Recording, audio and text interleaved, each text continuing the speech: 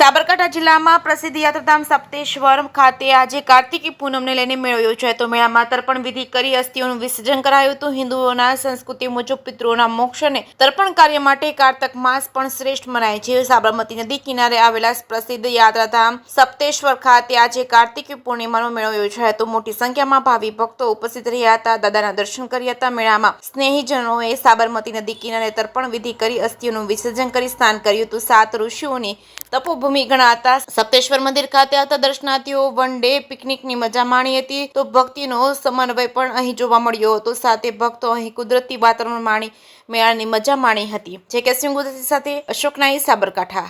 આજના દિવસે દેવોની દિવાળી કહેતા હોય છે અને અહીંયા લોકો તર્પણ વિધિ કરવા માટે સપ્તેશ્વર આવતા હોય છે। હજારોમાં પબ્લિકમાં આવતા હોય છે। સવારમાં 4 વાગ્યાથી ચાલુ પબ્લિક થાય છે, સાંજે 6-7 વાગ્યા સુધી પબ્લિક આવતી હોય છે અને જતી હોય છે તર્પણ વિધિ કરતા પૂર્વજો હરાવવામાં। આજે કાર્તક સુદ પૂનમ એટલે કે ઉત્તર ગુજરાતની અંદર સપ્તેશ્વર ગામમાં એક શ્રદ્ધાળુઓનું ઘોડાપુર રૂપિયા અહીંયા આજનો મહિમા એવો છે કે કાર્તક મહિનાની અંદર પોતાના પિતૃઓનું વિધિ, જે તર્પણ વિધિ હોય, મરણ પાછળની ક્રિયાઓ હોય, એ બધું અહીંયા આ સંગમ સ્થળ અને પવિત્ર સ્થળ માની આખા સમગ્ર ગુજરાતમાંથી અહીંયા મોટી સંખ્યામાં પ્રવાસીઓ આવે છે અને એ પોતે નદીના તટ ઉપર બધી જગ્યાએ તમે જોઈ શકો છો એ એમની પૂજા વિધિ, તર્પણ વિધિ કરી અને પોતાના પિતૃઓનો મોક્ષ અપાવવા માટેની ક્રિયા વિધિ કરતા હોય છે।